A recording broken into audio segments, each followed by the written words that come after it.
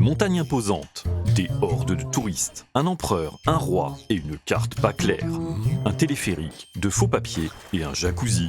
Bienvenue sur le Mont Blanc, en France. Non, in Italia. Non, en France. Non, in Italia. Non, Et ici, en France. c'est vraiment la Géozarbie.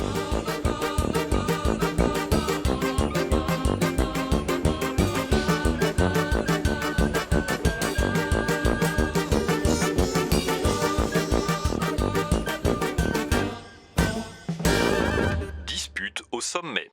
De quelle nationalité serait un enfant qui naîtrait sur le Mont Blanc ? Oui, cette question n'a aucun sens, mais si ça arrivait, de quelle nationalité serait l'enfant ? À cette question, un Français vous répondra qu'il serait évidemment français. Et un Italien vous répondra qu'il serait italien. Et s'ils ne sont pas d'accord, c'est tout simplement parce que la France et l'Italie n'ont pas la même vision de leurs frontières communes sur le Mont Blanc. Pour la France, le Mont Blanc est intégralement sur son territoire, alors que pour l'Italie, la limite entre les deux pays passe au sommet de la montagne. Et cette dispute de frontières ne s'arrête pas là. Les deux pays ne sont pas d'accord sur le tracé au dôme du Goûter et sur le glacier du Géant. Le Mont Blanc donc, 4807 mètres et 80 cm exactement, la plus haute montagne d'Europe. Il peut y faire moins 40 degrés, le vent peut atteindre 300 km/h, de la neige, des cailloux, de la glace. Non, de la glace, voilà. Bref, rien. Enfin, pas tout à fait, car il y a des alpinistes. Pas mal d'alpinistes même. Le premier à l'avoir escaladé est un certain Jacques Balmat, accompagné du docteur Michel Paccard, le 8 août 1786. Pour l'époque, c'est un exploit presque aussi dingue que d'aller sur la Lune. Et encore aujourd'hui, le Mont Blanc est un endroit qui fait rêver les alpinistes du monde entier. Mais alors, pourquoi une frontière aussi floue ? Un petit cours d'histoire s'impose. L'histoire du Mont Blanc est liée à l'histoire de la Savoie. Cette région des Alpes a longtemps fait partie d'un royaume plus étendu qui, à partir du XVIIIe siècle, s'est appelé Royaume de Sardaigne. À cette époque, le Mont Blanc est donc sarde. Au milieu du XIXe siècle, le roi de Sardaigne, Victor Emmanuel II, a un rêve. Unifier l'Italie, qui n'est encore qu'une mosaïque de royaumes, duchés ou républiques. Mais l'Autriche, présente à Venise et en Lombardie, s'oppose à ce projet. Napoléon III, au pouvoir en France, offre alors son soutien. Et avec l'aide des Français, les Sardes gagnent la guerre contre les Autrichiens. L'unité italienne est en marche. Pour récompenser Napoléon III, Victor Emmanuel offre alors à la France la Savoie et la région de Nice, en signant le traité de Turin le 24 mars 1860. En fait, ce n'est pas vraiment une surprise, car c'était une condition du soutien français. Et comme le dit la légende, Savoyards et Niçois s'endorment sardes et se réveillent français. Après tout, ce n'est pas complètement illogique. La Savoie est francophone. Pour Nice, en revanche, c'est moins évident. Une commission est alors chargée de tracer la nouvelle frontière entre les deux pays, et une carte fabriquée par les Sardes est jointe au traité. Cette carte semble effectivement faire passer la frontière au sommet du Mont Blanc. Mais elle a un défaut, elle n'est pas très précise. Immédiatement après l'annexion, la France fait cartographier ses nouveaux territoires. Un militaire, le capitaine Jean-Joseph Mieullet, s'occupe du secteur du Mont Blanc. Publiée en 1865, la carte de Mieullet met la frontière au sud du sommet. Et comme elle est très précise pour le coup, la carte de Mieullet s'impose comme une référence. Michelin par exemple l'utilise pour la fabrication de ses célèbres cartes. De leur côté, les Italiens éditent leur propre carte avec une frontière passant au sommet du Mont Blanc. Et il faudra attendre 1988 pour que cette différence de tracé commence à poser problème. En attendant, dès l'annexion de la Savoie, la montagne devient à la mode en France. Et grâce à la zone franche que Napoléon III a instaurée au nord de la région, les capitaux suisses affluent. Dans la vallée du Mont Blanc, la route et le train arrivent, permettant le développement de villes comme Saint-Gervais, Les Ouches ou Chamonix. Cette dernière devient d'ailleurs la plus importante station alpine et la capitale mondiale de l'alpinisme. Et en 1924, elle accueille les premiers Jeux Olympiques d'hiver. La ville italienne de Courmayeur, de l'autre côté du massif, ne connaît pas le même développement. Il faut dire qu'on n'y voit même pas le Mont Blanc, et que son ascension y est beaucoup plus difficile que depuis la France. En outre, l'Italie est un pays en crise.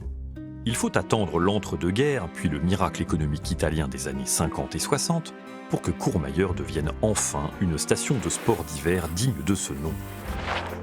C'est d'ailleurs dans les années 50 que, grâce à l'ingénieur italien Dino Laura Totino, 2 téléphériques sont construits de chaque côté du Mont Blanc. Côté italien, le dernier tronçon du Funivie Monte Bianco est ainsi inauguré en 1957. Il peut emmener 8 personnes à 3500 mètres d'altitude. Côté français, c'est plus impressionnant. Dès 1955, le fameux téléphérique de l'Aiguille du Midi emmène les visiteurs depuis Chamonix à 3842 mètres d'altitude. Encore aujourd'hui, les meilleures années, 800 000 personnes l'empruntent pour jouir d'une vue imprenable sur le Mont Blanc. Et selon nos informations, personne n'y a jamais accouché. Encore une fois, c'est donc surtout côté français qu'on exploite le Mont Blanc. Et d'ailleurs, Chamonix s'est très vite rebaptisé Chamonix-Mont Blanc. Mais 1988 arrive, et le 23 avril, à Nice, lors d'une simple réunion d'une commission chargée de l'entretien des bornes frontières, Français et Italiens constatent avec stupéfaction que leurs cartes sont différentes. Sur le Mont Blanc bien sûr, mais aussi au dôme du Goûter et dans le glacier du Géant. Le problème remonte alors aux deux gouvernements. Jusque dans les années 2000, des échanges diplomatiques ont lieu. Mais rien n'y fait, les deux pays campent sur leur position. Pourquoi un tel blocage ? Côté italien, on brandit évidemment la carte sarde. Côté français, on la juge non recevable, car imprécise. Et puis, le temps a joué son rôle. En Italie, des générations d'écoliers ont appris que le Mont Blanc était partagé entre les deux pays, tandis qu'en France, la carte de Mieulet, autant que l'exploitation du Mont Blanc, ont installé dans les esprits que la montagne était française. Petite parenthèse au passage, les Français ont perdu leur exemplaire de la carte sarde lors de la débâcle de 1940. Et ce n'est pas la seule erreur des Français dans ce dossier. En 1947, ils ont aussi oublié de faire enregistrer le traité de Turin à l'ONU, alors qu'ils s'y étaient engagés. Un détail qui permet aujourd'hui aux quelques indépendantistes savoyards de proclamer que le traité de Turin n'est plus valable, et que la Savoie n'est donc plus française. S'estimant en résistance, quelques gouvernements provisoires autoproclamés se disputent aujourd'hui la Savoie. Certains proposent même plaque d'immatriculation, pièces d'identité ou encore permis de conduire à leurs sympathisants, ce qui leur vaut quelques soucis avec les autorités de la République. Français, Italiens et donc aussi Savoyards, tout le monde se dispute le Mont Blanc. Mais au fond, pourquoi ? En France, pays obsédé par sa grandeur, on ne peut pas s'imaginer sans le toit de l'Europe. Comme le disait Charles Vallot, inventeur des guides du même nom, le Mont Blanc est une montagne dont la cime est chargée d'humanité et marquée par la pensée française. Bah évidemment, tiens. Les Italiens ne sont pas insensibles au prestige de l'endroit, mais ils sont peut-être plus philosophes que les Français. En 1996, le secrétaire d'État Piero Fassino disait en effet « Personne n'a l'intention de transformer le problème en un différend territorial anachronique. » Et effectivement, l'affaire est toujours restée très pacifique. Enfin, jusqu'en 2015. Cette année-là, en effet, le Premier ministre italien Matteo Renzi vient à Courmayeur fêter le remplacement du petit Funivie Monte Bianco par un flambant neuf Skyway Monte Bianco. Avec ses cabines chauffées tournant sur elles-mêmes, ce téléphérique emmène 80 personnes en 20 minutes dans un nid d'aigle flambant neuf, près du glacier du Géant. Souvenez-vous, revendiqué par les deux pays.